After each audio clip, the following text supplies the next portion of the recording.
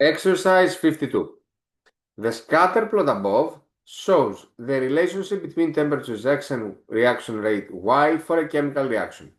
Which of the following equations best represents the linear relationship shown in the scatter plot?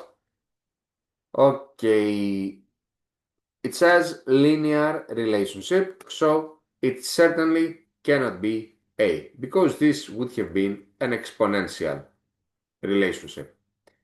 We do see that the regression, the dotted red line, is an increasing line. So the slope would have been positive, which means that we should reject B as well. We are between C and D. Now, our next move would be to think of the y-intercept. This is a difference of 10 units. So this means that if this is 10, this cannot be 0. It's not 0. Actually, 0 should be somewhere here. That's the 0. Now, the y-intercept is the value of y when x is 0. By extending this line, we would find that somewhere here is the y-intercept. In C, the y-intercept is 15.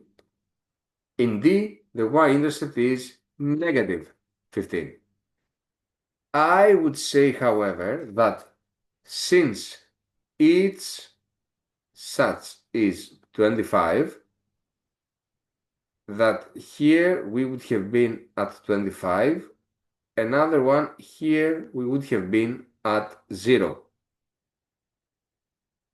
So it seems that more proper one would have been C. It's still theoretically above the ground level of 0. So C it is.